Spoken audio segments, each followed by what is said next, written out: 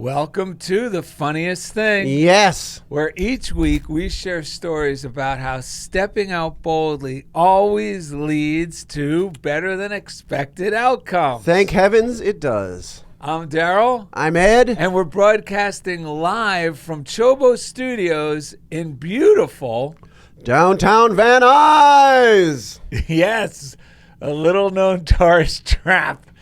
Yes. Los Angeles. That's right. So, Ed, what do we got going on today? Some people to thank? Well, let's thank our Patreon contributors at patreon.com/funniest thing. We appreciate all of you who've been contributing monthly to the show. It's been a huge blessing to us. And look where we are, Ma. We're in CHOBO Studios. Yes. So thank you so much. If you haven't joined and you're feeling compelled to, go to patreon.com/funniest thing. You can contribute as much or as little as you want each month. Yes. And it's a huge boost to us, and it helps get this message out. Yes. And so we appreciate you. Because we can't do it without you. Yeah. We did that for years before we had the show. It's called Darrell and Ed sitting at coffee shops talking about this stuff. And now look at us. Yeah.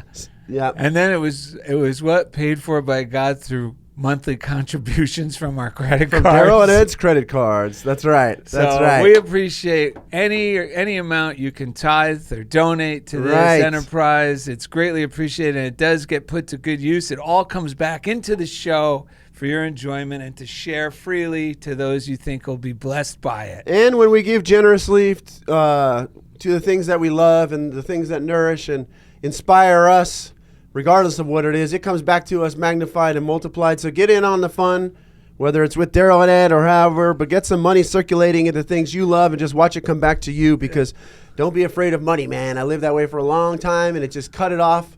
And now that I'm generously sharing with things that I love, and that includes myself and the people around me, it's just amazing. Darrell and I were just talking about this, how much my financial life has changed even in the last 5 years. It's just incredible. For a minute, I thought you were going to say whether you contribute to Darrell and Ed or Barney and Fred. Well, there you go. Yabba dabba doo. Yabba dabba doo. Either way, if you start giving generously, you will be amazed and you will be exclaiming, Yabba dabba doo! Which is amazing, because that was also Scooby Dooby Doo. The same phrase, but for a dog. We also got to see Ken Fendrock over, speaking of Barney Rubble, male model version of Barney Rubble. Yes. We got to hear him spin some records at the Unity Southwest, what was it, Leadership Conference or something like that we crashed this week. Yeah, Desert Storm. Yeah. So, which is appropriate, because in a little while we're going to have a guest named Michael Schoonover, who you loved from the last time you visited us and who always sends us. If you're looking at YouTube, you will see I'm holding up this precious envelope. This is what Michael Schoonover sends us spiritual propaganda in each week, which often ends up on the show, inspiring the show. He's an amazing fellow who's really tapped into this living spirit, and he taps in because he practices this stuff. In his everyday life. In his everyday life. There's only one way to really get this stuff, and that's to have your own practice, such as a morning routine where you visit with your divinity each day, do some inspired reading, do some meditation, do some affirmative prayer where you affirm the good. Use your own voice to affirm the good in your life, and just watch what happens. It is amazing. And we have a lot of people out there who share in this with us. We want to thank you for listening, tuning in, sharing. If you want to send us something through the post, Funniest Thing, P.O. Box 1312, Culver City, California, 90232. I have a couple things to share. We got some great mail this week. Thank you. Yeah, we got one. We love going to the post office and finding a little letter in there. Yeah, we got a great card. It says, from someone new. Thinking of you, from Janet Prince. And it says, Dear Darrell and Ed, thank you. Through Nancy Norman, I have come to know and enjoy your YouTube videos. I'm a subscriber. I always look forward to the next one. The other day, you referenced A Prayer of Forgiveness by Catherine Ponder. I've used this prayer many times over the years. I do, however, make a tiny change. Often the line that says, I forgive positively everyone, I add the words, including myself. For me, forgiving myself was my biggest hurdle. Keep up the good work. Sending light, love, laughs, and prosperity. Janet Prince. You know what's amazing about that is I actually use this same thing, and I do the same thing, because And Darrell just handed me if you write to Catherine Ponder for these prosperity decrees, you can get a copy yourself. And every morning, Darrell and I both use this. Where's that ding coming from? I don't know. Do we know? Is it your phone, Ed? I don't usually get dings, and maybe it is though. Thank you. Okay. I don't want to keep hearing that ding. Do you? Ding All right. dong, So, but maybe it's in the church, they had that weird bell that meant like the Holy Spirit was entering, and it just creeped me out every time when it would like. You didn't really go to Catholic church. No. Schoonover might remember this when he comes on. There was like some weird little bell. The only ding dong I know is the witch is dead. So anyway, so I'm going to add, including myself to this, just to. So we know the prayer you're talking about. I have this memorized. We're going to read it. This is one of the ones I use all the time, but I'll read it from here. All that has offended me. So the original one, all that has offended me, I forgive. I'm going to add in, all that has offended me, I forgive, including myself. Within and without, I forgive. Things past, things present, things future, I forgive. I forgive everything and everybody, including myself, who could possibly need forgiveness of the past or present. I forgive positively everyone. I am free and they are free too. All things are cleared up between us now and forever. Oh, yes. So there you go. Thank you, Darrell. Thank you. I got to tell you, the one thing I got out of the biggest thing I got out of the spiritual psychology masters that I earned was, if you forgive yourself first, by the time you're done, you'll never need to forgive another person in your life. It's all a projection of something that you're holding against yourself anyway. It's so amazing, because the thought that happens before, Darrell, why is he acting like that, is some quick judgment of myself has happened first. That we're so used to it, we don't even notice it. But when we forgive ourselves for that erroneous belief we're holding about ourselves, everything else will dissolve. Because remember, there's nothing in the universe that's holding anything against you or anyone else. It's all in our own brain. So the key is to unlock that stuff in our own brain and get back into this loving space. So when we forgive ourselves, that happens quite naturally. Yeah, because when I'm forgiven of myself, that's when the day is a laughing matter. Instead of like everything, like things roll off my back. Right. People could say something about me. Right. That when I'm not in a self-forgiving frame of mind, I'll take it personally. Yeah. But if I'm in a self-forgiving frame of mind, I laugh along with them. Right. It really is the game changer. Self-forgiveness is a game changer. Right, and it points to what? I know Butterworth talks about this a lot, other people. It's about treating the concern. Oh, no, Emmett Fox. Treat the concern that you have first by, instead of the conditions outside, which includes whatever you're judging. Treat the concern we have about life. Once we let go of that concerned state, we rise in consciousness. We see everything through a whole new lens. It's like not even worth doing anything until we rise into a higher state of mind. Otherwise, all the things we're doing end up getting us more tangled in the web, because we forget who we are, which is going to lead to what the show is really all about. But I wanted to share. Is this the way this postcard goes? Like this, right? And this one can go anyway. I think she wouldn't mind. However, we held it. Yeah, we get original art postcards, folks, from Lois Conklin. It's a beautiful throw pillow, psychedelia, colorful, uplifting postcard made by Lois Conklin. Yeah, and from her Zentober art that she posts on Instagram, Mazzy. It's part of Zentober. Yeah. And that's, if you follow Lois Conklin on Instagram, is that what you're saying? That's where you can find this? Yeah, she posts, I believe she's been posting that all October, and it's been great. She just posts a little snippet of her art every day. Oh, wonderful. Yeah. Well, thank you, Lois. And she said, "Dear Darrell and Ed, time for a postcard to come your way. Thank you. I love the school kid who comes in the cafeteria and says, I love this place. So do we. I love this show. Funniest thing. I just had my 88th birthday with 5 different outings or celebrations. I'm a fortunate lady. FYI, I was born in Los Angeles many years ago. I collect sayings. Here's one. What you think, you become. What you feel, you attract. What you imagine, you create. Oh, that is Love so good. to all, Lois Conklin. Thank God for Lois Conklin. Let me see that. I'm going to repeat that. That is so good. Listen, folks, what you think, you become. What you feel, you attract. What you imagine, you create. Brilliant, man. Okay, so now I'm going to move on over here. Ain't that the truth? We got some postcards from Indy. Indy, would you mind if we read one of these? Oh, no. Go ahead. They're both good. This one here is really good. The Darrell? Yeah, because he says some amazing, he gives us some insight into him. I don't Give quite. some He reveal. spells your name really weird. Hi, Darrell. I know no one spells it right. I wanted to express my gratitude for But your I'm so incredible. forgiving. I don't care. Right. I've been called worse, spelt worse. Right. Oh man, my last name went through the ringer growing up on California, man. Biagiotti. Then no one knew what the heck it was. Everyone put an L. Oh, yeah, my mom put an R in it for crying out loud. All right. I wanted to express my gratitude for your incredible support since we opened CHOBO. You and Ed have helped immeasurably, and I cannot be more thankful. Much more important than money, you have opened my eyes to the truth. You have opened doors that I never realized I could open. Thanks to you, I consider myself worthy of my good and am forever a student of your teachings. I love this place. Thank I you. love being me, I'm weasel free. Oh, Yes. thank you, Indy. All Thank right. you guys. Love you guys. Time for a postcard from Kirky. Which one was it? This one? Either one. Either one's good. You okay. know, with Kirky, we can't go wrong. He always shares some good spiritual Oh, you know what?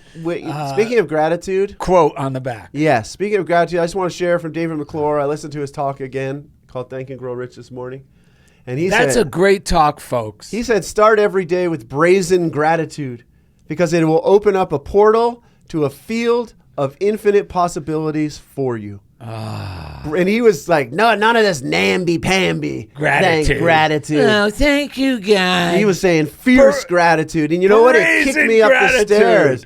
It kicked me up the stairs because I was letting this old voice of like, nah, bully me around kind of. And I was like, what am I doing? I know gratitude's the way. I'm not going to wait until that voice lets me be thankful. I'm going to be thankful now, brazenly. You know who exemplifies brazen gratitude? Who? Who's that quarterback? He was with the Steelers, blonde Terry hair. Bradshaw. Yes. He is brazen gratitude. Yeah. Because he's just a lovable, happy. There you go. Like he's a real example of being prosperous as a result of brazen gratitude. Yeah, and I think he was one of those guys who wasn't exactly like the most talented quarterback, but he won. Yeah. He won a lot. Yeah, like people didn't understand how could he win. That's like Darrell and Ed. Because he was brazen gratitude. Remember when we were on Unity Online Radio and sometimes the things would be going so well for us that some of the people in the higher ups with leather gloves, how are Darrell and Ed getting those guests on their show? Brazen gratitude. All right. So this is a quote. It makes no sense, those two meatheads getting some of the best guests. Yeah, what do you mean Darrell and Ed are speaking to the leadership team at Unity? Sounds like some weasels All over right. there. This postcard says, you are the best version of what you had to work with. That's from Kirk. And it says, those that help or hinder us, whether they know it or not, are the servants of that law which shapes outward circumstances in harmony with our inner nature. It is our conception of ourself which frees us or constrains us. Neville Goddard. You know, that's Dude. perfect because today's episode is about getting a healthy, realistic conception of yourself. Yes. And you'll start attracting, Yes. as a natural byproduct, the things, the circumstances, and the people that fit perfectly with who you really are. All right, a couple quick other, Krista McAvina. Oh, yeah, this is a good one, Gotta folks. tell you guys, 'Cause this I've is listened how to- practicing it Yeah. works. This stuff works. Got to tell you guys, I've listened to the Ponder recordings, and it's a rent dubious end of the month. I've said yes to some teaching sub jobs, but they won't pay out until long after the first. Today I was on my walk with Mel and said, I don't know how this is going to work out, but it always does. Yes. Brazen gratitude. Walked into the studio and found a stipend check for my talk at the med school in the amount I needed. Now for the rest of those bills. And she said, I think that Texan Ponder voice is magic. Tell them where you Yeah, can I find will. that right now. Okay. If you subscribe to Apple Music, you Yes. could do a search, Catherine Ponder, and there's a whole playlist of Catherine Ponder's lectures, and it says in her own voice. And it is just so, for some reason, hearing her in her own voice, she has a Texas drawl. It's amazing. And it brings this to life more than the most experienced actor reading one of her books, which I also listen to. There's just something about that really kicks it upstairs, and that's what Krista's referring to. So just search Catherine Ponder in her own voice, if you have Apple Music. It might be on Spotify. It's also. I don't know. I just checked. It's also on Spotify. Oh, okay. Spotify, It's on great. Spotify as well. Thanks, Indy. Schoonover would call it Fillmorian, I believe, but he can confirm that later. All right. We also got a text, which is going to lead to our breaths in a little bit, but Howard Yes, Rankin. this is important. We'll go right into the breaths after this. Darrell and Ed's son, Howard Rankin, out there in Funniest Thing Land. Yes. That's our boy. Our what would you call him? Spiritual son? Our spirit. On the new hit sitcom? Yeah. And he just happens to be of another color. Yeah. Because that makes the show acceptable these man, times. there's so much good about that. So, Howard Rankin, we love you. He said, I listened to this episode last week, sometime when you told our story about when you reached out to me and how on point you were with spirit. My gosh, that was a powerful episode, as all of them are. I need to listen to it again because of the quotes were dynamite. Oh. Like JJ on Good Times. Dynamite! Thank you and Darrell for everything you both do. It's not only a game changer, it's a life changer. I'm so glad God selected the both of you to do what you do to speak life into people. So authentic and sweet of you both, and in that episode, I swear, we are so alike on a lot of things. It's the funniest thing. You're our son. Gosh darn it. Of course we have a lot of similarities. Well, we love Harold Rankin. It's so nice to hear from him again. His name's Howard, by the way. Oh, Howard. You know what I'm thinking of? Harold Ramis? No. Those cartoons, the Christmas cartoons by Rankin and Bass. And Harold Rankin. And right. Whatever. So that's what I keep thinking. But anyway. All right. The good news is, as soon as Ed read that in the car on the way to the desert on Tuesday, I said, we got to use that in the 3 breaths. Yes, and we will. Believe me, we're not afraid to use them. Okay. All right, go to DarrellandEd.com to find out more. We have a Funniest Thing fan page. Definitely subscribe to the YouTube channel. Yes. Like the videos, comment. We love hearing from you. We want to thank our chief engineer out in Kansas City, Kansas. His name's Jeff Comfort, and each week he takes us right into the comfort zone. We also like to thank Indy. I like to call him Choby. Indy Fawcett, the chief engineer over here at CHOBO Studios. Say hello, buddy. Hey, everybody. Love you all. Love Funniest Thing. Saturday is my favorite day of the week. Yeah, and how do they find you if they want to work with you? Oh, yeah, you can go to CHOBOstudios.com. If you're on Instagram, we're at CHOBO Studios. We also have PodShuttle, the best podcast editing and distribution service in existence. It's PodShuttle.io. We'll take your podcast or your video or whatever you need. We'll edit it up, put it out. Put it on the PodShuttle, baby. Brilliant, man. Thank you so much. All right. Shout out to Prayerline, a.k.a. Silent Unity, one of the greatest tools to remember who you are, to really remember who you are, to change from concern into the divine flow. Yes. If you're having trouble affirming things for yourself, hearing someone else pray from that supercharged, affirmative place. For me, it just makes it so much easier for me to get into the fast lane. Yeah. Yeah, and it is 800 now pray, 800-669-7729. They also have an app, the letter U, the word pray. A lot of our listeners tell us that they'll call Silent Unity, press 2, you'll hear a pre-recorded prayer. Right. And I've been doing that as part of my morning routine at times, and it is powerful to pray along with that. Just again, it's just priming our mind. There's nothing prideful about this. There's many times where I need as much help as I can get to get into this flow. But whatever we do to get into that flow and remember who we are is worth it. And now. You know what? Before we do the 3 breaths, you just said No, we got to get on with the show. Oh, I know. But I just want to say, that's right. I just want to say this. You said it's not prideful. And this morning, after the morning routine, I realized that humility, folks, is pride. We think pride is something it isn't, and humility is not something it is. Lay it on me. Wow, that sounds like Yogi Berra. Yeah, man, I am. All right, let's go. Come on. We got to get on with the show. I'm excited. Humility is to trust myself, that intuitive urge, the wonder and joy and thrill of being guided by God and going with it. Humility is to trust yourself. Yeah. That intuitive urge, the wonder and joy and thrill of being guided by God and going with it. Wow, that leads perfectly into the title for today's show, which is Who Are You with Michael Schoonover. There's absolutely no need to expound on our resume or anything else to impress others. No. The most straightforward path to enlightenment is to continually ask, who am I? By doing so, we become conscious that we are so much more than our circumstances. We become aware of our true nature as divine beings living in eternity. On this episode, Darrell and Ed encourage listeners to break free of their low self-image and embrace their divinity. And during the second segment, metaphysical mystic Unity minister Michael Schoonover elevates our self-esteem with today's daily word and much more. Today's daily word will be imagine. And I just got to say, this title came to us because we listened to Temple Hayes speak last week from Unity of Santa Barbara, which I highly recommend her talk. She had this very amazing experience with Reverend Ike, which you can hear in her talk. But man, something downloaded in that for like the last week, I swear I've had Reverend Ike at my side guiding me through stuff that was challenging in my mind. Yep. And the first thing that Reverend Ike in my mind told me asked me or shared with me was the most important thing I could tell you is most important thing is for you to ask yourself, who am I?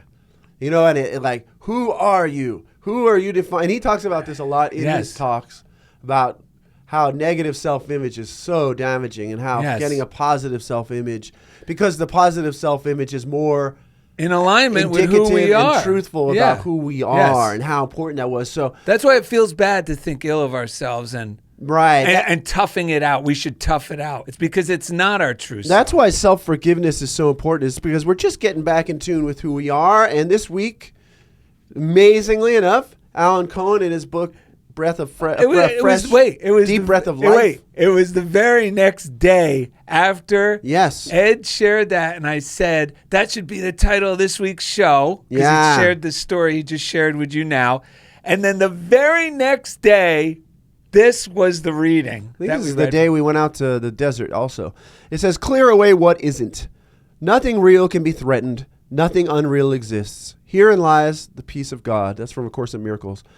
We do not have to create who we are. Indeed, we have been created in utter perfection. We just need to discover what about our life is not who we are and let it go. Continually ask, who am I? This is the day after I heard Reverend Ike tell me that. Don't you love this stuff? Continually ask, who am I? Sincere, consistent inquiry into this most important question will eventually reveal that many of the things we identify with are not who we are. When all of our illusions are peeled away, only divinity remains. Who are you? We are spiritual beings, and any other identity detracts from the majesty of our true essence.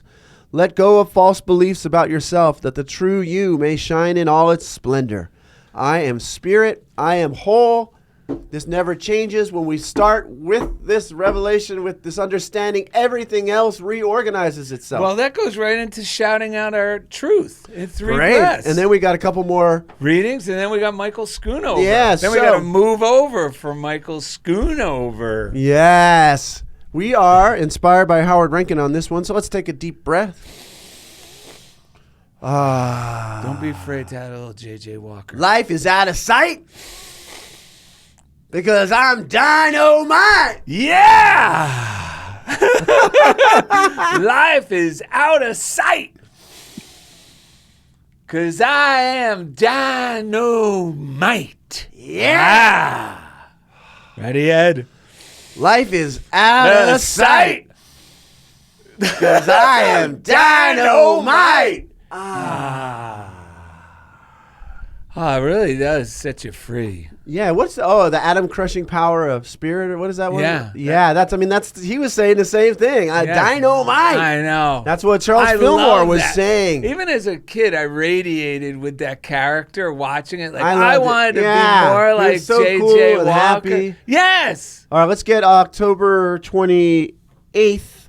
Another great reading. We got a Cohen rally going right here. We got a few little snippets from Alan Cohen's book that you're going to love. Alan Cohen actually highly influenced by Unity. It was Eric Butterworth's voice that really helped change things around for him. And he made quite a handsome living off of speaking at Unity churches. Yes, we got 2 short ones here. One is from October 29th, and I'm going to read them in this order. Children usually know the truth before we tell them. In their innocence and openness, their antennae are up and they see things we believe we can keep concealed. And I bet we can all remember times when our parents were saying one thing, but we knew that. Oh, yeah. Okay. Children exemplify a faculty we all have, Everyone is psychic, and everyone always knows what is going on. In your conscious mind, you may be asleep, but subconsciously you know the truth.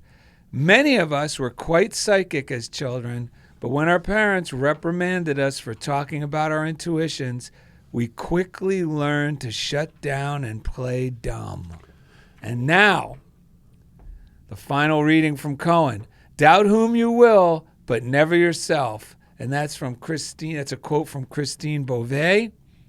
And it's, if we believe we are unworthy, we will question or doubt our good when it comes. Isn't that the truth? Yeah. We will believe that there is some hidden motive or catch, or we may fear that it will be snatched away as easily as it came. If we know our worth, we will attract and accept our blessings in a spirit of joy and celebration. We will see our experience as an affirmation that we live in an abundant universe and delight in passing generosity along at our next opportunity. And on the way here, Ed and I always do, you get excited, like two 14-year-old girls going to a New Direction concert. Yeah, One Direction. One Direction concert. Is that Harry Styles? Well, for us, it is like a New Direction because we start feeling good. And Ed and I were talking about the truth is, once you realize this is the truth, folks, and we know it's true because when Ed and I get in this mindset in our own experience, we get evidence of it left and right, and we just practice the second part of it, we continue to get evidence. And that is this. Your good is already guaranteed. All your good, all the prosperity you could need, all the freedom you would like, and even the livelihood you've been dreaming about performing, the talents you want to express, the opportunities are already guaranteed. Our only job is to delete the bad stories we tell ourselves that get in the way of it. If we don't delete those, then we just perpetuate us remaining in a holding pattern. Yeah. It doesn't stop this good, nor will it make it go away, nor does it eliminate it, nor do we miss any opportunities. No. Because as soon as we get to the point where either a friend says, dude, you got to let go of that, or that's simply not true, or someone like we're good at showing each other, well, look, Ed, look at your past so far, X, Y, and Z. Every time you've practiced this, look how good it turned out. And the same thing goes for me when Ed or another friend points it out to me. So the key is not trying to make our good happen. The key is knowing our good is guaranteed. It is already guaranteed. Our only real job then is, like Ed said earlier, is to treat the concern if there's concern. And is most of all, the most important for me is to delete or disregard the bad stories I'm telling myself as soon as I start telling them. Yeah. The sooner, the better. And you really have to pay attention to the way you're feeling. Yes. Well, that tells us, yes. I'm transforming my relationship with my work because it's a direct outpicturing in many ways of the negative beliefs and things that I held against myself, of what I deserved. And I had a huge revelation this morning, which was I realized that when I used to speak my truth joyfully, yes, it was mislabeled as being rebellious, as being bad. So now blasphemous, because today I'm going, why am I not feeling like giving thanks? And I gotta say, when I was younger, when I wanted to give thanks, I was punished and told that I was being outlandish. Yeah. So I had to read. This is why self-forgiveness is so important, because some of those things get wedged in there. Yes. So I had to forgive myself for buying into the false belief that my joy and my exuberance, they're not rebellious. They're not troublesome. They're not disobedient, defiant. They are an expression of who I really am. I don't have to fight with anyone outside of myself. But when I'm with me and God, I give thanks. What did I say? Brazen. What did McClure say? Brazen gratitude. I love that. That's who I really am. And for so long, I was taught that, oh, you're being bad. You go sit. I get sent out of the classroom. I get yelled at and told I was crazy at home. Whatever. But It's who I am, and it's not going anywhere. And like you said, my good has always been here. And let me tell you why it never goes anywhere. Because we don't realize I didn't realize how much in the past my whole weight of my consciousness was trying to push it down underneath the surface. That's why people use that beach ball metaphor. Yeah. But we can't hold it down forever. It's going to break through eventually. So why not open our arms and receive it joyfully? And even more than while we're receiving it, we are giving it their good joyfully. And everyone really benefits when we remember who we are. Because like my son told us recently, I learned that toughing it out is not the way to go. Because you know what toughing out means? Darrell and I were talking about this over here. It means fighting against ourselves. Yeah. Against who we truly are. When we're in our element, where we really belong, when we are being ourselves, there's no toughing. We're joyful. We have more to give, not less. More to give, more energy, more abundance, more prosperity, and it blesses everyone. That's why it's so important to keep asking, who am I? Who am I? Because we're only going to find out wonderful news, because most of us have been given a smaller, corrupted, terrible idea of who we are. Yes. And the truth is so much greater than that. And two quick things, because I know we're getting close to the end. One is, just in case you were wondering what Ed meant by the beach ball, there's an analogy. Like, you could hold a beach ball in the pool under the water for a pretty long time, but eventually you're going to let that beach ball, and you're going to go, ah. Yeah, it's never going to stay down there. Yeah, or and disappear. Holding the beach ball is us telling ourselves, we got to tough this out. Keep quiet. You're being a bad boy if you tell people what you really think and who you really are. Yeah. Or how dare you think you could be doing that and getting paid for what you like to do. Right. That's not serious. Eventually, though, you're going to let go of it. And as soon as you let go of that beach ball, And just know that if your mind gets to the place where you're like, man, I thought I was beyond this. I thought it was like this. Suddenly my mind is worse than it ever is. No. Give thanks at those moments. That's the devil's last ditch. Yes. It's the last gasp of that paradigm trying to hold on. But the work we're doing, remember, is not to make our good happen. It's just to let it in. Yes. So when we work with our mind during those moments, we're just it's actually working. We're letting our good in. And I'm going to break Ed's anonymity here because I know he won't mind. I love it. But earlier in the week, we were talking about what we really enjoy doing. And we were both enjoying the idea. We both really do enjoy teaching. Yeah. And Ed's going, yeah, me too. That's what. And all of a sudden Ed goes, wait a minute, I get paid to teach. And that was an amazing awakening for both of us. Yeah. Because it made us realize that in the facility or in that arena that Ed's in, it seems like he doesn't get paid to teach, right? Yeah, I feel like I'm getting paid to put out fires, fill out documents, hold meetings. Yeah. Right. That's what all of that scary stuff starts to get all the attention. Yeah, all the attention. So we're both like, holy shit. If I'm not careful. So I started going crazy because even when I tell friends, if they go, where's your friend Ed do? Oh, he's a teacher at CCUSD. They go, oh, wow. It's good. Yeah, it's almost like I'm dead. Yeah, it sounds like he's they make it sound like he's I'm sorry to hear about cleaning, your loss. like he's cleaning bedpans for at a disabled veterans center. Right. I mean, it's horrible. But when I say this, and I've been experimenting with it, where's your friend Ed do? He gets paid to teach. You know what they do? They go, really? Wow. Yeah. So I started going, my friend Ed gets paid to teach. He gets well compensated to teach. And I started thinking, I love to teach too. And just this week, we're driving to the desert, the Unity Desert Storm event. And all of a sudden, while we're in the car, I get calls from the Los Angeles Library booking me for a workshop to, How many total did you get this week?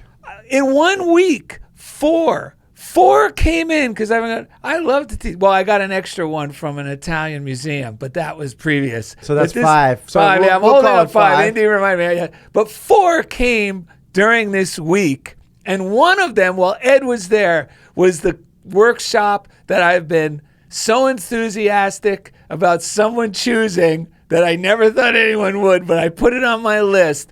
Because it was created first at one of Ed's lunch grouping meetings. Yes. And the workshop is let go and have fun at fart camp. Yeah. And it really is about how if you think you're not creative, you're creative. And I help people loosen up so they can get started again at any level being creative. And yes. So the reason why this is really, really profound with regards to who are you and what are you capable of is we have I hold silly ideas about what's like. I'm thinking to myself, how could we ever get paid to teach new thought or whatever?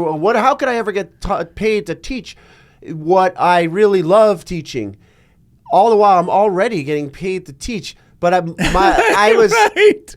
It's just the things we desire are so much more reasonable than we realize, but it's our beliefs that blind us so much of the time.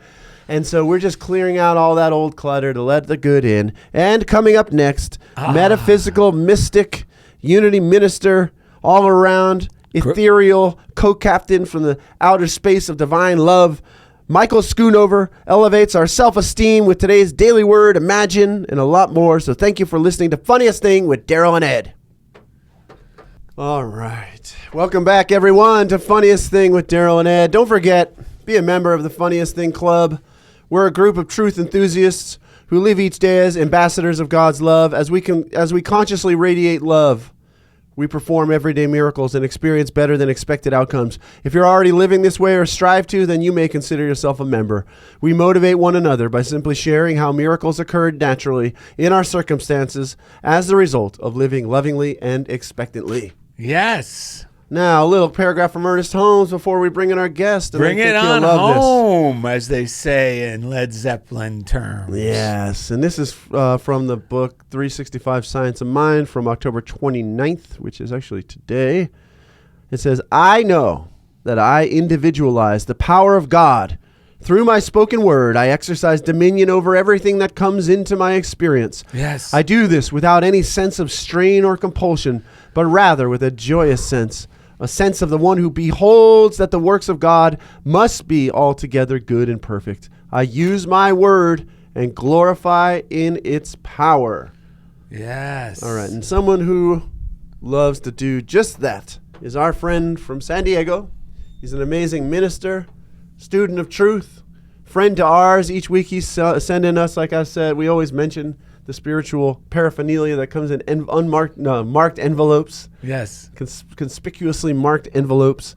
He loves to share the truth, which is really what unity is rooted in, is sharing the truth with those who want to receive it. And his name is Michael Schoonover. He's a huge blessing to us and to you and to the show. How are you doing today, Michael? I'm doing fantastic. Fantastic. Great show so far, you guys, too. Oh, man. Great show. Thank you. Well, you want to you have some truth to share with us to kick off the segment? I know you do. Well, we were talking about, one of the phrases I was raised with, we're a product of our environment. I really believe we're a product of our consciousness. And if we don't like our consciousness, we're the only ones that can change it. Because if you don't change your consciousness, you're living in it. Yes. And that's really the transforming power of truth. You think differently. You really do, because you're not reacting, you're responding. It's not that you don't know what's going out in the third dimensional world. It's like you're talking about a dominionship. We have dominionship over our own minds, but we surrender it, believing in effects. That's really that Garden of Eden story again. We're believing in effects aren't a problem. Emmett Fox always said, stay on the cause side. Yes. That's where the power is. The effects will follow. Yes. But the thing is, we start getting in this illusionary world of effects. We get hypnotized by the news, and it's so bad, and that's why I think with truth, like you're saying, you always have to keep yourself revved up or have a go-to phrase, affirmation, because it's really let go to the law in the universe to support us, get out of the way, and then it really will flow through us. We don't have to fight anything. Like you're saying, if there's stress and strain, it's working against us. That's why Neville Goddard always said, assume your affirmations are true. And people say, oh, you can't assume, that's bad. You know what? If you don't assume your affirmations are true, they're not going to be true. Doesn't matter how many times you say it.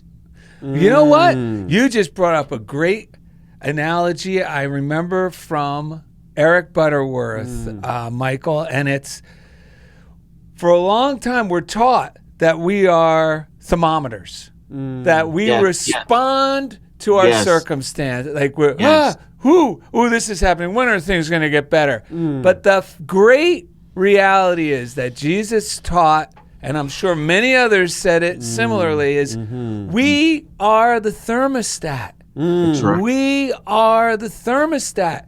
We contain the cause power within ourselves, within our consciousness. And when we remember that and we bring that within our consciousness and remember who we really are, and that we could transform the way we think about this, the way we think about ourselves, well then, just like a thermostat, the temperature around us, the circumstances around us will correspond. And Joel Osteen, of all people, who occasionally throws out a truth principle. He lets the cat out of the bag. He lets the cat out of the bag. Actually said this, Michael, which I was like, holy cow. He said, and what so-and-so in the Bible understood was this principle.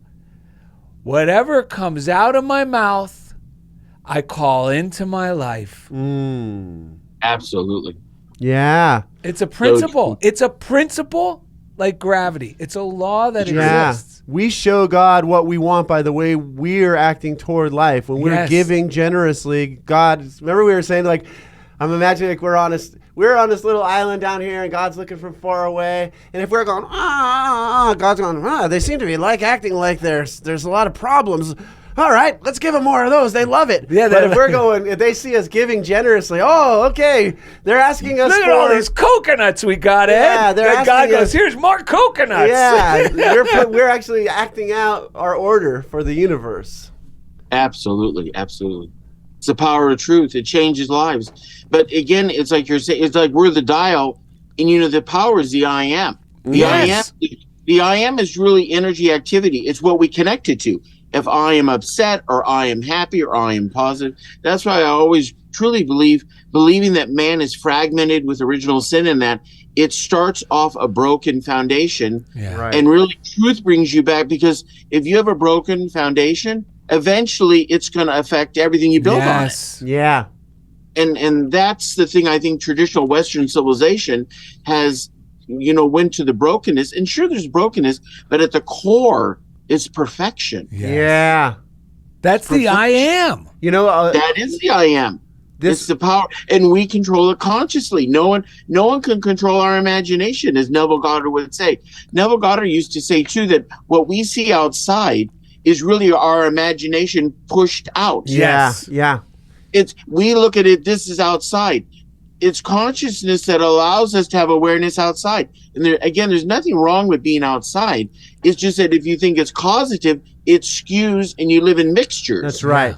It's a bad month. Right. Oh, it's a bad day, my horoscope. That's a bunch of foolishness. I got to tell you this an example from this week of this thermostat idea as a teacher, because when I forget that I'm the thermostat and I start reacting to the temperature of the kids that come in, especially my kids. Thermometer. Yeah. That's a rectal thermometer. I know, it's not good. When I start reacting to, because basically if you go into any general, like a typical classroom, and you find all the kids that don't fit, aren't fitting in, you send them you all mean the to one me. kid? He's talking about the one kid in each classroom that doesn't fit it's in. Like bouncing out the walls. Yeah, you take pretending they're doing their work. Yeah, they're not. You take the one from all those 30 classes and you give them to Mr. B. Yeah, so I gotta be a wizard in wizard mode. I gotta be in metaphysical mode, because whatever everyone else is doing is not working, basically. So if I start reacting to them, like, oh my God, I gotta control them, same kind of tactics, I start becoming just a terrible teacher. For one, like, I told you not to, and I don't go very far down that road because it just breaks me down. I don't like it. Right. So this week, and with Reverend Ike's spirit in my side, by my side, and that voice, I started going that way, and I heard that voice. I heard that voice say, "Don't give your peace to them. Don't make it dependent on them." I love that. And I closed my eyes. I took a breath. I shifted, and I just let go of believing I was being judged by administrators or anyone else, or any of that mattered. Another part of the thermometer, and I just let go, and I just said words of appreciation to my students. And within minutes, every time they were working quietly, they would go from bouncing off the wall and then me reacting, and together we're all bouncing off the walls, to me taking that moment, taking a breath, speaking words of appreciation, and miraculously, and this is not me controlling them. No. Miraculously, within minutes, these same 3 kids Yes. working quietly together. This is what we hope that every listener understands about our show. We don't say these things because we memorize them and they sound good or they're intellectually, uplifting. We share these things because we want you to experiment with them in your life. That's the whole point of New Thought or first century Christianity. It's even what Jesus said. He said, follow me. He didn't say, tell people, I follow Jesus. He meant, no, do as I do, like follow the leader when we're little kids. Yeah. That's what he meant. Do as I do, and you're going to get amazing results if you experiment with these ideas in your real life. And we continue to, but we easily forget. Mike Dugan would say we have good forgetters, but that's why we end up, the more we practice this, the more we have concrete experience of it being real and factual in our own lives. But most of all, we start attracting others in our lives, like Michael Schoonover came into our life to remind us of this truth. Ed reminds me of the truth when I forget it. Finding Funniest Thing podcast. Yes. You guys finding this podcast. This will continue to remind us of the truth, because it's easy to get caught up in the conditions around us and forgetting that we have the real Darrell, the real Ed, the real Michael, the real you is the great I am, and everything that follows I am we bring into our life. Yeah. We are the thermostat. Yeah. We're not the thermometer. That's why it feels so painful. Yeah. When we think we're the thermometer, when we're reacting to circumstances. Yeah. Because the truth is, you have the power. And it's not by force. It's like Ed said, it's just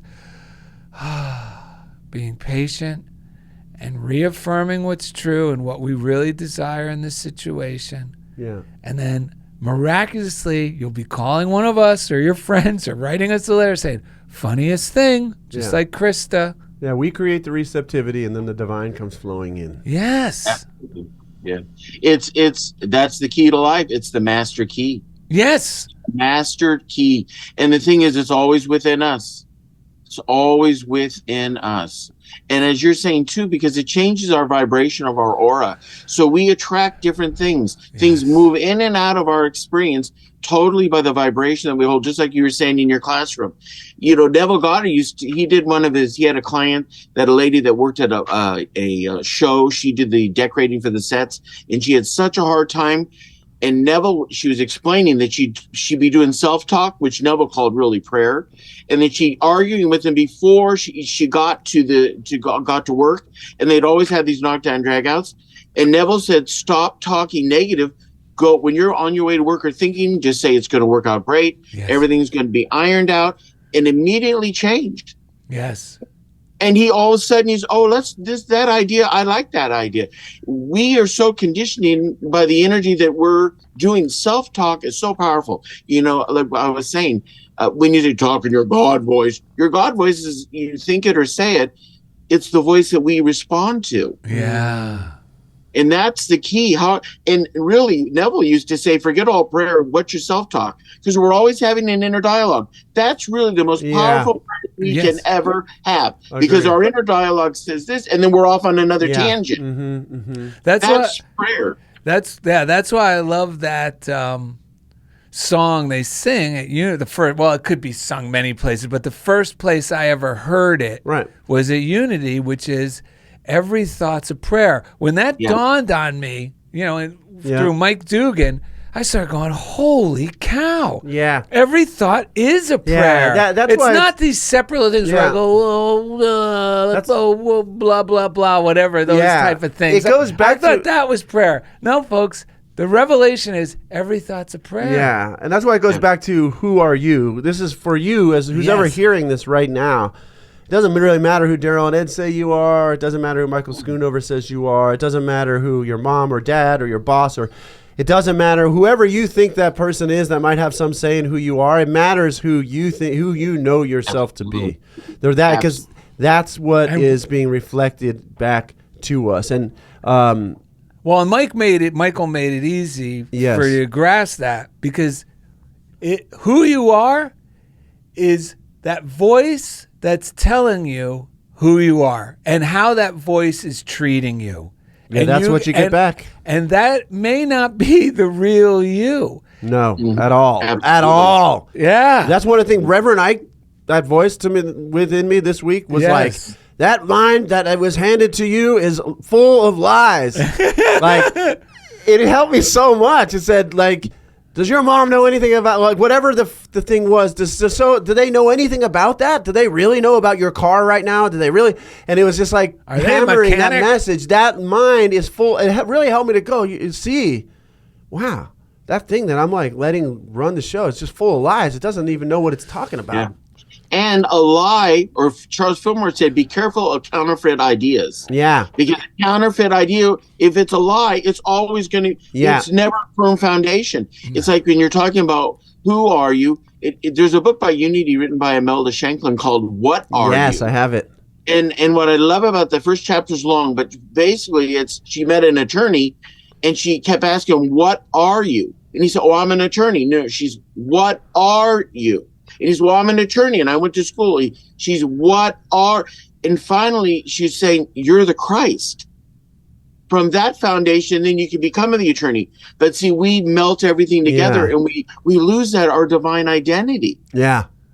And it's so powerful because we play all these roles. You Yeah. know, Neville Goddard used to say that we're all actors. And when the actor leaves his dressing room and comes out on stage, he becomes that character. He is so into that character, he's Right. living it.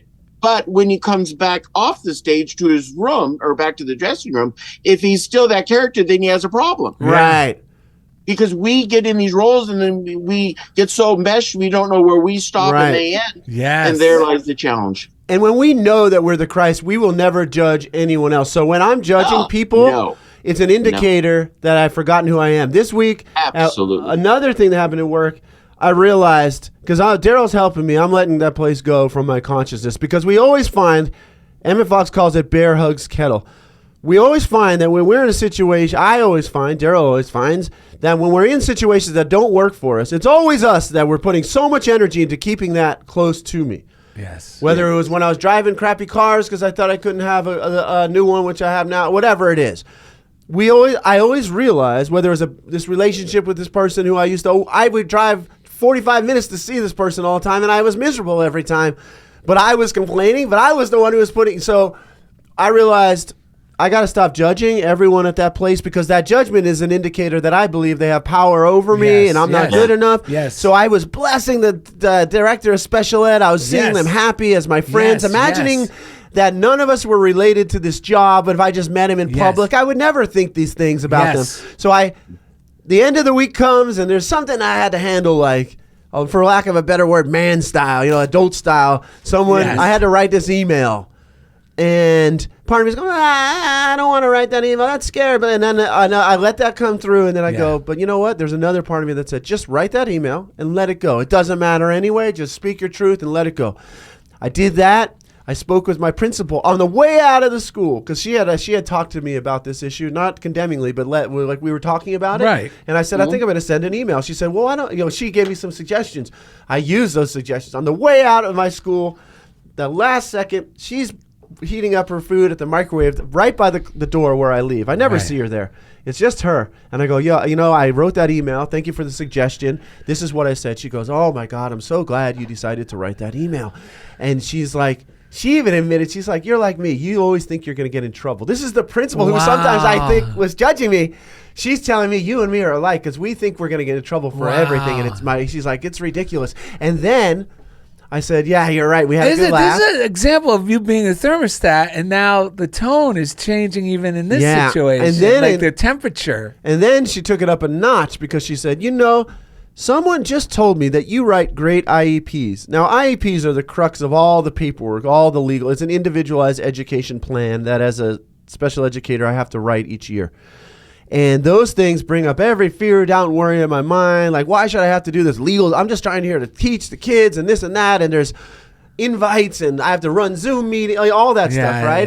But again, I've been blessing the people who are kind of oversee that stuff. Yes. The director of special ed, her assistant, the other person.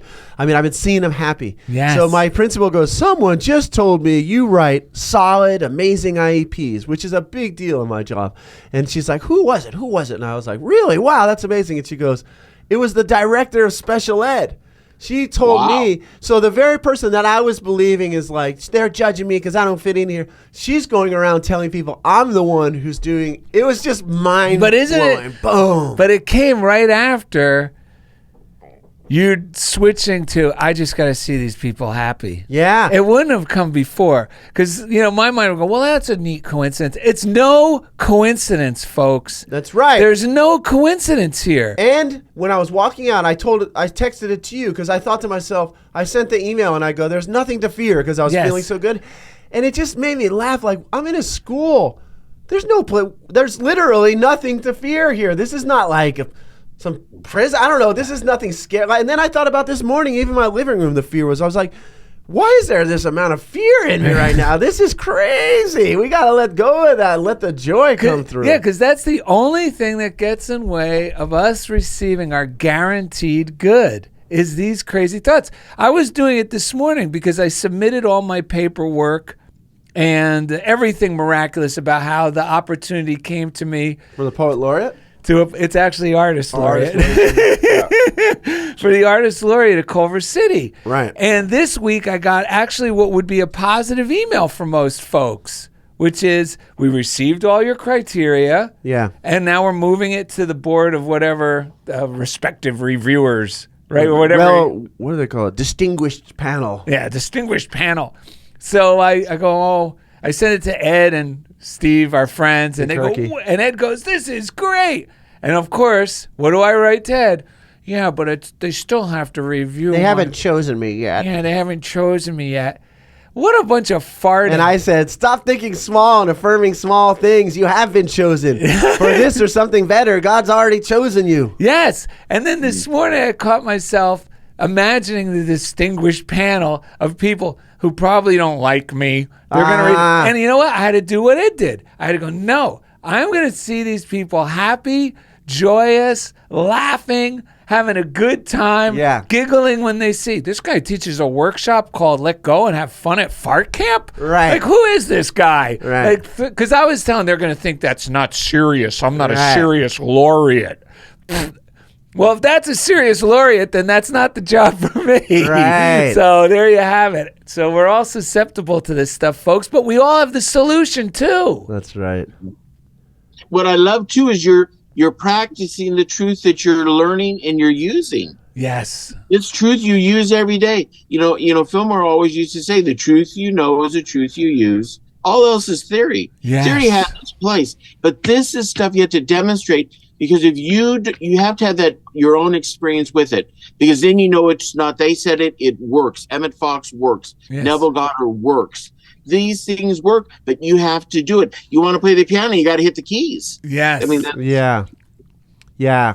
the blessing, really. Yeah, Nancy Norman just said, it's my Father's good pleasure to give me the kingdom, and it's my good pleasure to receive it. I believe she read that somewhere. Absolutely. Yeah, something like that, claiming it. If you're not feeling it out there, if you're not feeling it, if you think it, like, I had to admit this to myself earlier this week. I was like, it's only working for Darrell. It's not really. Then I needed to say to God, I want my good. I want to see my good. I want to feel my good. I want to know that it's working for me. That is a solid, and that's a legal prayer in divine mind. Yes. I want to see it. Make it easy. Make it lush, lavish, like abundant. Yeah, be extravagant in your prayer requests. Don't be stingy, because you'll get stingy answers and results. You want good that when you see it, you don't even have to think about it being good. Your whole being lights up and you go, that's for me. Yeah, that's for me, God. Yeah.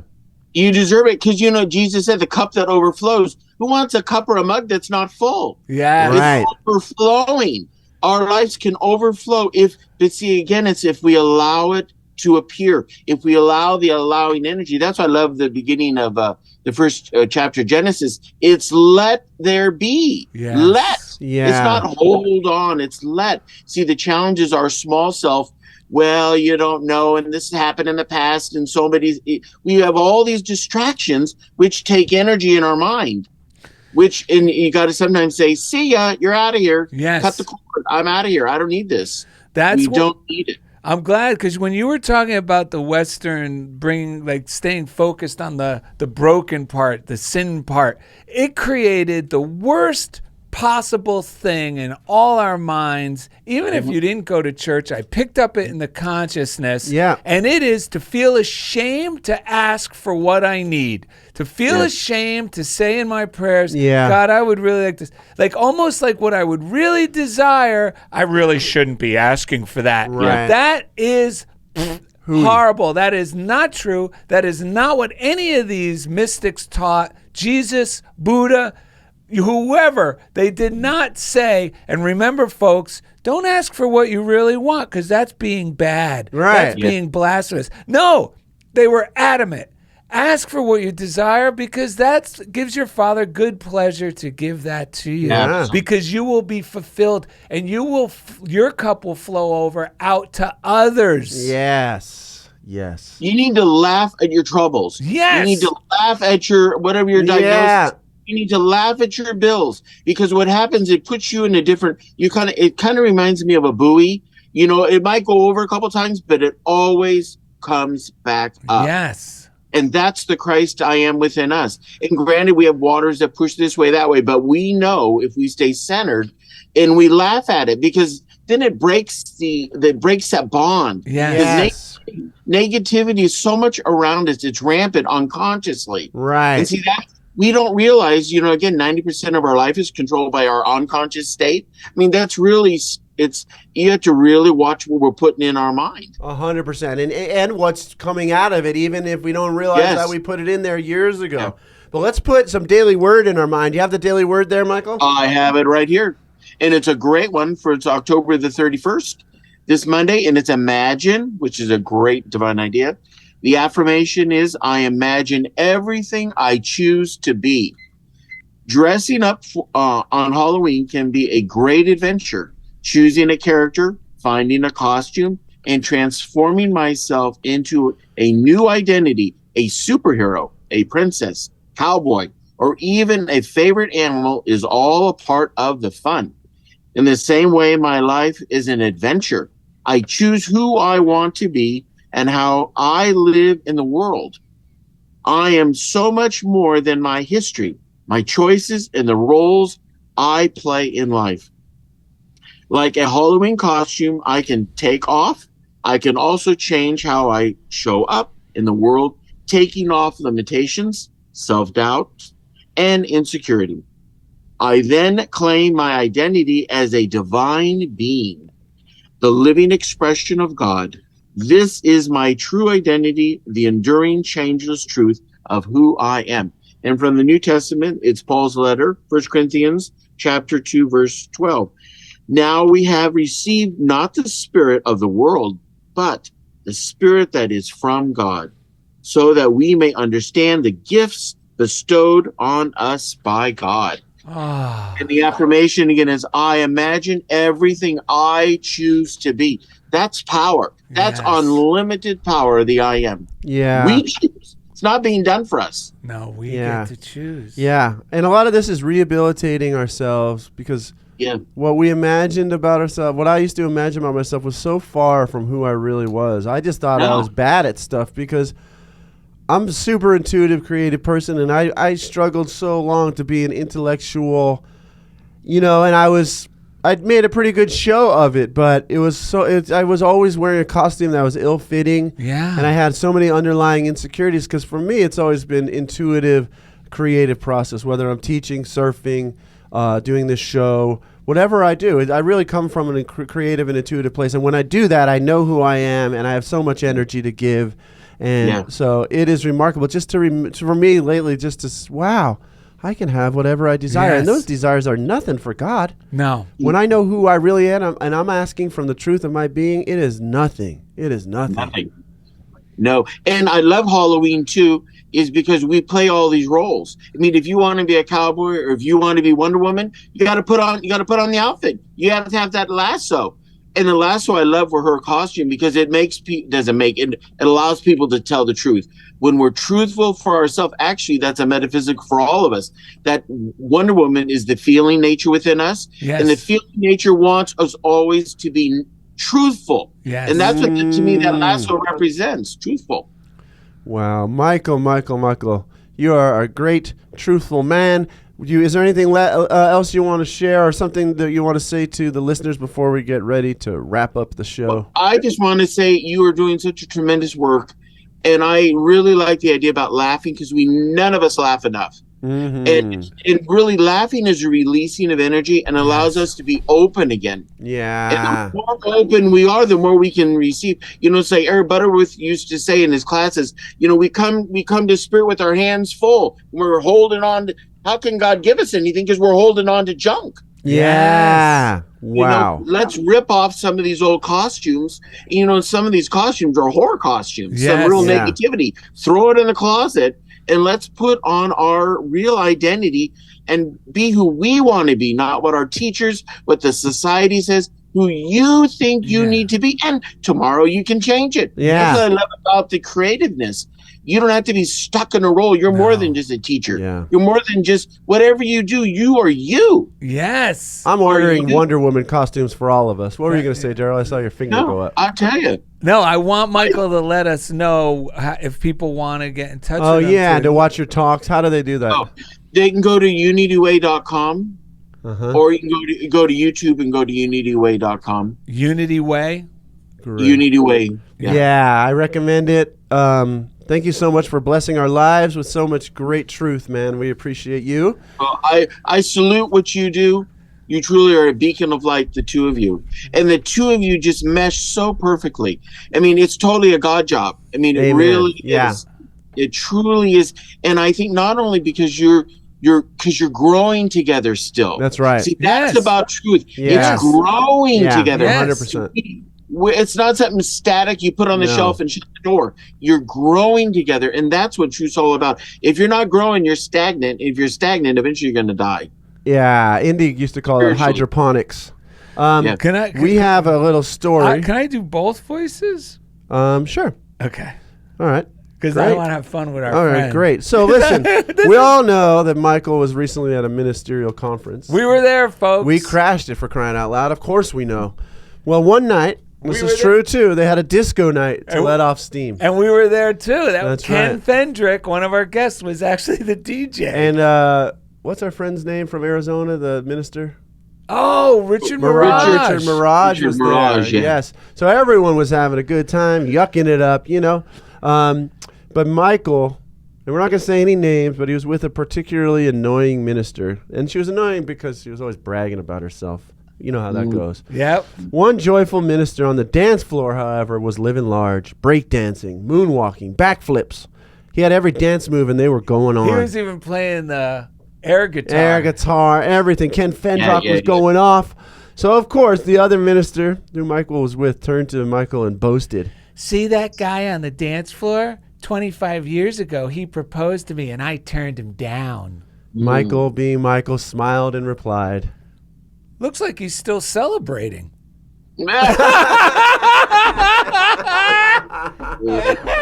is good. Oh, we have something from Lakeside. I can imagine him saying that. I know. Man. Yeah, we just Michael found that always story. points out the obvious, and that's why we love him. Yeah. Oh, look! You know what we should do? What? Hey, come on along, take a ride. There's a party over there that ain't no jive. It's live, it's all the way live. Don't even have to walk, don't even have to drive. Just slide, glide, slippity slide. Forget about your troubles and your 9 to 5. Just sail along. That's what you do. Just sail along. Now the groove's so funky. Hey, what you think? What is it called? It's called Funniest Thing. Come along and ride on the fantastic voyage. Visit DarrellandEd.com right now. Unity Way, we love you. Michael Schoonover, Jeff Comfort, Indy, CHOBO. Thank you for being a part of Funniest Thing with Darrell and Ed. Come along and ride on a fantastic voyage. Woo! Love you guys. Thank you so much, Michael. Love you too. This was awesome. I feel like a different person. Stay in the spirit.